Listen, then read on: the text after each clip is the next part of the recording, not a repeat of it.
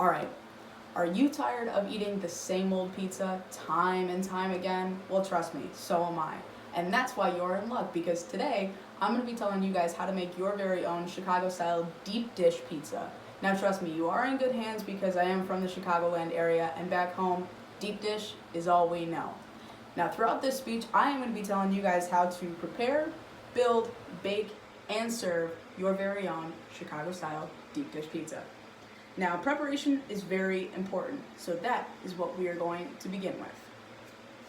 First, we're going to gather our ingredients. There's going to be a lot of ingredients, but bear with me. So first, you're going to want to start off with a teaspoon of granulated sugar, 2 1/4 cups, 2 1/4 teaspoon active dry yeast, 3 1/2 cups all-purpose flour, 2 teaspoons of salt, 1/8 teaspoon cream of tartar, 1/2 cup and 3 tablespoons of corn oil, 1 tablespoon melted unsalted butter. You're going to want to make sure it's unsalted. And 12 ounces of skim mozzarella. You could use regular mozzarella as well, but skim is going to add to the flavor of the pizza itself.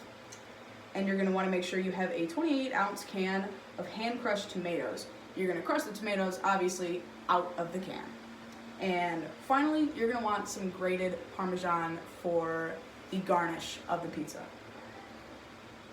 Now, we get to the fun part. We're going to begin to build the pizza. Now that we have our ingredients, we're going to be able to put it all together and create that Chicago-style deep dish pizza. First, you're going to want to mix your sugar, yeast, and water in a dish, similar to something like this. These are going to be 2 of your dry ingredients, and then obviously the water is going to be 1 of the liquid ingredients. However, you can reuse bowls like this for the rest of your dry ingredients because most of these ingredients will be dry.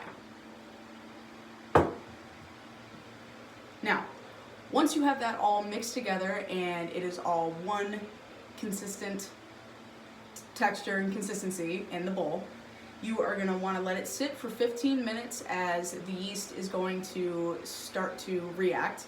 And you're going to let it sit for 15 minutes and it's going to rise up. And while that's happening, you're going to want to combine your flour and your salt, so 2 of your dry ingredients. And once that yeast is ready to be combined, so after those 15 minutes, you are going to want to combine that with your dry ingredients as well as your corn oil. Now, once that is all settled, you're going to want to get another bowl similar to this, and you're going to want to combine all of these ingredients all in one. So you're going to want to combine your sugar, yeast, and water, that mixture, with the flour and the salt, and your corn oil, and the rest of your dry ingredients. And once that is all done, and that's all in a bowl, you're going to want to move it on to a countertop or some kind of flat surface, because you're going to be rolling out this dough and you're going to want it formed into a nice dough ball. It's going to want to have that spherical shape. Now, this is my personal favorite part because it's like playing with Play-Doh. We are going to be forming the dough.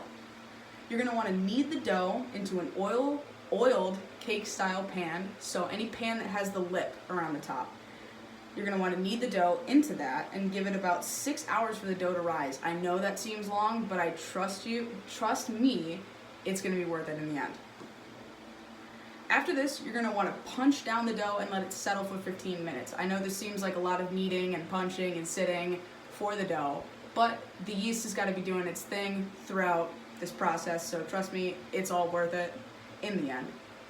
And while this is all going on, you're going to want to preheat your oven to 450 degrees. Don't forget that. Preheating the oven is important because while you're doing all this, you don't want to have to wait any longer for that oven to preheat, so I would recommend doing it early on in the process.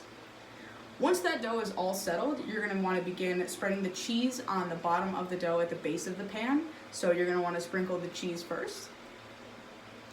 And then you're going to fold the dough over the pan edges, so the lip of that pan edge, you're going to want to fold the dough over, and you're going to want to top the cheese with the crushed tomatoes and the layer of sauces, any kind of marinara or tomato sauce like this.